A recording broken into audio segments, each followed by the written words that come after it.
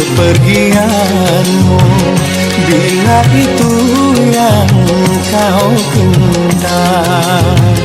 Aku terima keputusanmu, walaupun pahit terasa. Oh Syarmila,